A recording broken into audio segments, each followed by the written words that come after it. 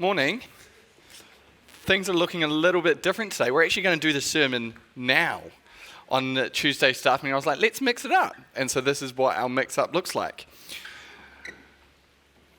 During my studies at Laidlaw, obviously I'm young, so I've got a small amount of time of experience that I can draw from. So a lot of my experience is when I was studying, because I studied for such a long time because I took so many tangents and stopped studying and then returned and stopped and returned. So a lot of my stories are around study. So during my studies, studying ministry or studying how to be a pastor in a church, essentially, my grandparents and a lot of friends constantly asked me this question, and it always got to me.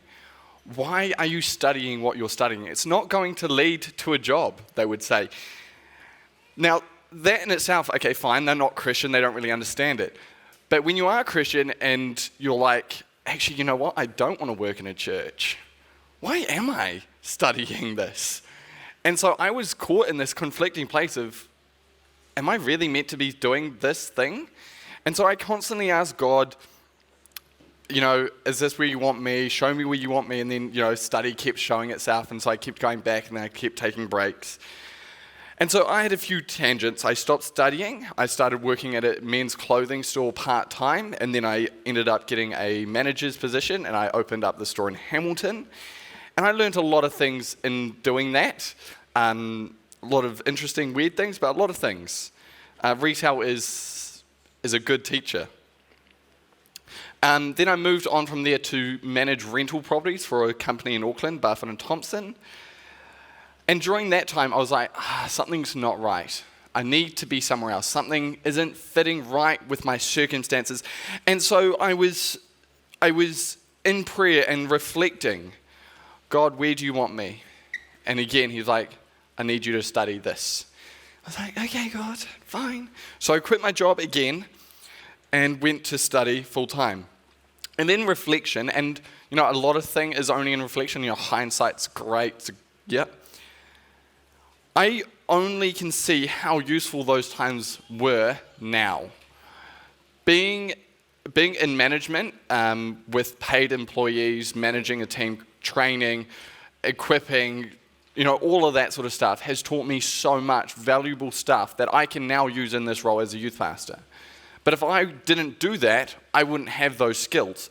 And the same with being in rental management. I learned how to de-escalate situations because your owners would be calling you, like, why isn't the rent paid in my account? Like, well, sir, I try to explain to you, we pay you monthly. It's okay. It's going to happen. Well, it needs to be in my account now. All right, sir, we'll see what we can do. And so there was de-escalation skills learned very quickly, and they were great. And so now when things get escalated in any area, I can bring into that skill and just go, actually, how do we de-escalate this? How do we calm the situation and make people sort of create an understanding between us? And I think that's really important. I learned a lot of things. And I'm sure that these things I've learned will continue to play on into the roles and the years ahead. And I'm sure the experiences that I have now as youth pastor will also move on to the roles and experiences I have ahead. And then also I moved on to do my counselling degree, and I learned so much about myself that I just didn't know, and I don't know if I would ever have learned that if I hadn't done that work. But one thing we learn, and young people, you're going to hate me for this because we talk about it all the time. I love stories. I love stories. Stories are just a fantastic things. So youth Bible study, I'm always going on about stories. And the reason is, one of my favorite lecturers in my counselling degree, Dr. Donald McMenamin, says this: we are a library, a collection of books containing stories. And so what he means by that is that each one of us, have 1,000 upon thousands of stories of things, of influences that have taught us why we believe what we believe, who we are and why we are. And I love that. I love that we are beings of stories. And so he would always do an example. And I was like, well, let's try this at Northpoint. So let's give it a shot. He would always say, if I told you a premise like, do you have a story about heights? everyone in the audience should start going, yeah, I remember this time when I was up high, or I felt high, or I felt that sort of sense, right? And so I'll share my story, and then you can share yours with the neighbor next to you. Okay? You got 2 minutes to share, so you're not going to have long at all. But I'll tell you my story. So my story is when Rosella was born. Rosella was just born, that day. She was born on the 31st of December 2020. I had to think about those dates. And she was born about midday, but at midnight, Gabby had to go into surgery, and it was me and this brand new wee bubba, Rosella. She was like this big, squishy, and she just would scream, right? No talking, she can't communicate with you, who's had kids, you know what I mean, right? And new parents, there's no manual, man. There needs to be a manual. Someone needs a manual, because I didn't know what to do. I put her in a little sleeping thing, the little plastic tray, put her down, and I went to try and sleep. And then she went, and I was like, oh, she's dying. And so I would get up and I'd check, no, she's okay. Try to go back to sleep, and she would roll. And I'm like, ugh. Every time she would because I just didn't know. Now I know. I'm like, okay, she's just rolling around. It's fine. But at midnight, we was holding her, and it was Auckland, and we were 12th floor in the Auckland hospital. And as I was holding her at midnight, the fireworks went off to celebrate New Year's. I was like, oh my gosh, it's the New Year. This is awesome. I'm holding my new child, New Year's Eve, well, New Year's Day now, and these amazing fireworks.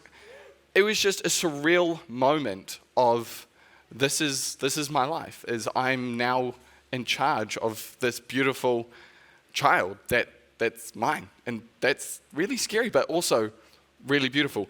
And so my point is, we were up really high. We're on the 12th floor. And that's my story about heights. So, do you have a story about heights? I know Carolyn does. You've got about 400 of them, just shy of 400. Bungee jumps, skydiving. Yeah, crazy. Not for me. Not for me. But tell the person next to you, you've got 2 minutes to tell the person next to you about a story about heights. And go.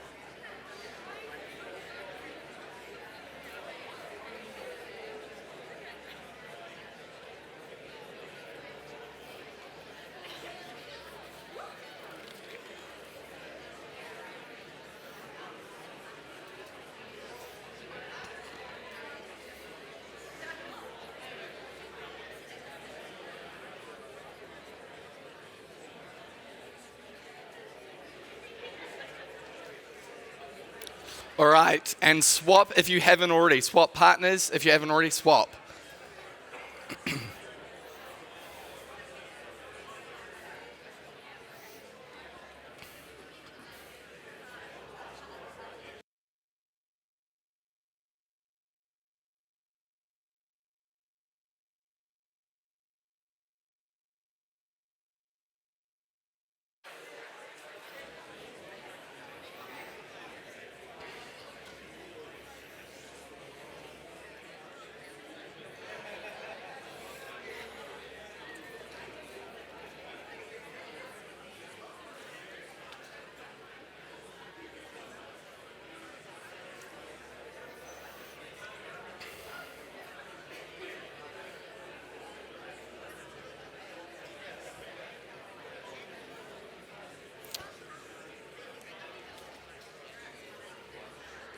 Thanks, dude.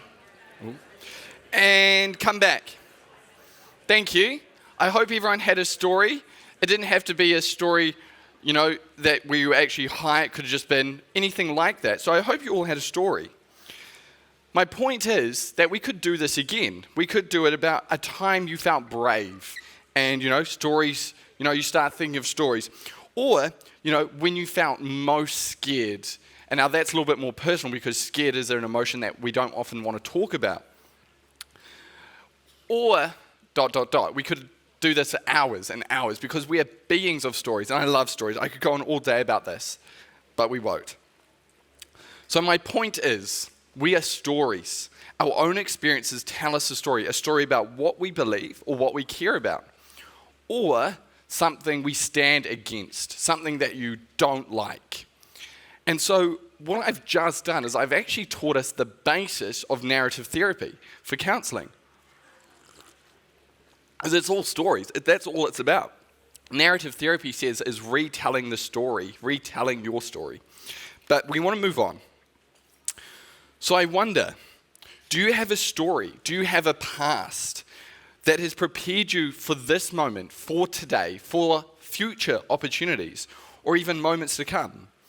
Because our past has and is equipping us for today and for future opportunities. So as we're talking about stories, we're going to look to one of the most famous stories of Old Testament scripture, one that I'm sure most people will know. In this corner, not really, but in this corner, if it was a boxing arena, we would have Goliath, an undefeated champion, 9 foot tall, humongous. And in this corner, we've got David, a mere shepherd. Now, where are you putting your money? We're not gambling here, but statistics would say Goliath, who has defeated hundreds of opponents before, would be the winner. But we know the story. David, a mere shepherd, he was responsible for the care of his father's sheep. He had to protect them from wild animals and thieves. He had to find food and water for them. He had to lead them to safety. And so this required courage, strength, and a keen sense of awareness. David had to be ready for anything, and he had to be able to think on his feet. David's time as a shepherd was about to pay off big time. And if we reflect, and again, it's only in that reflection moment that we realize that David, taking care of his sheep, has prepared him to take on the Philistine army. Well, Goliath. He was blissfully unaware of what was to occur. His father asked him to take food to his brothers who were at the front lines, listening to Goliath torment them for 40 days. Now, that is a long time to listen to someone scream at you, saying you're not worthy, no one can come kill me, no one can fight me. That's a long time to listen to this, remembering that this is the army of God, and they're being tormented by one man. Granted, he's a giant, but one man still. Let's read 1 Samuel 34 to 36. Yes, works. But David said to Saul, but David persisted. I've been taking care of my father's sheep and goats, he said. When a lion or bear, and he's talking to Saul at this moment. When a lion or bear comes to steal a lamb from the flock, I go after it with a club and rescue it from its mouth. If the animal turns on me, I catch it by the jaw and club it to death. I've done this to both lions and bears, and I'll do it to this pagan Philistine too. For he has defied the armies of the living God. The Lord who rescued me from the claws of the lion and the bear will rescue me from this Philistine. Saul finally consented. All right, go ahead, he said, and may the Lord be with you. So David gets equipped with armor and a shield. He refuses to take them though, doesn't he? He can't. He hasn't practiced with these. He doesn't know how to use them. Instead, he took 5 smooth stones from the river and went out to meet Goliath. And we know what happens next. David launches a stone, smacks him clear in the head, and down falls Goliath. What I want to focus on here, though, is the preparation period of David. David had to get ready to be able to be at the skill level required to take down Goliath. If he had not been a shepherd fighting off the lion and the bear, he would not have been able to do what he did. David's preparation time was crucial for him to save the Israelite army from the Philistines. If David had defied his father's orders and not been a shepherd, had ran away, the story would look very different, wouldn't it? We see that it was not just a physical battle here, but also a spiritual one. He knew that God was with him and that he had the courage and strength to face Goliath. This faith gave him the courage and strength to face Goliath and to defeat him. David's preparation also included humility.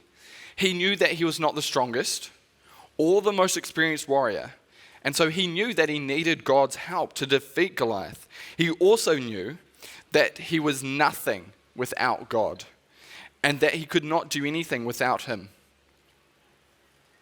This humility helped him to trust in God and to rely on him for strength and guidance. David's preparation also included his willingness to obey God. He knew that God had called him to defeat Goliath, and so he was willing to obey and do whatever it took to take down this giant. This willingness to obey God helped him to trust in God and to rely on him for strength and guidance. So my point is quite simple. Our past experiences is what equips us for the future. As it has been the same in my life, I'm sure in many of yours as well. I did training to become a pastor, and I believe that all the tangents that I took helped me get to where I am today. It's helped me overcome obstacles and hurdles that I've faced in life. Just like David's past experiences prepared him for the future, just like my past experiences have prepared me for the future. I wonder what your past experiences are preparing you for. As we go through this revisioning process, I want you to be curious as to where God is leading you. Where is God leading us as a church? What is God saying about your past experiences that have prepared you for a time like this? What past experiences have equipped you for the future? So, application. I want us to come together as a church, as a body of Christ, as a people, put aside any differences that may be, any differences. Let us together hear from the living God, where God is leading us, what opportunities may be presenting themselves because of our past experiences as a church. What is God saying to you in this moment about the future which God is bringing to you? It does not matter how old, how young, where you are from, or any other thing that may separate us. I believe that God has a purpose for each and every one of us, and I believe that we are called to be the church. So, maybe God is putting on your heart that we are called to be the church. Maybe God is putting on your heart to serve in a ministry area, one already existing, such as youth group, maybe. Thank you, you are listening. Or there is a lunch after church today for Kidsmen team. They're looking for great people to serve. Maybe even the office on a Sunday. Or maybe you can help out with making coffee, help Doug on a Saturday or during the week. Maybe God is calling you to a new ministry idea that hasn't yet been born. Maybe God is calling you to be a prayer warrior, one that sits and prays and earnestly encourages those who are leading. Actually, I think we're all called to that. I'm going to invite the team up now, and as we're going to join in worship together, and then we're going to have the question for the week, eh? Perfect. And I'm going to give it to you now so you can actually think about it. Where do you sense God is leading us? And so I want that to be my application today. I would love for us to imagine, to dream, where is God leading us? Imagine the greatness that God has for us. Dream the dream that God has placed on your heart and let it be known to some people around you. Write it on the clipboards. You guys are awesome. Thank you.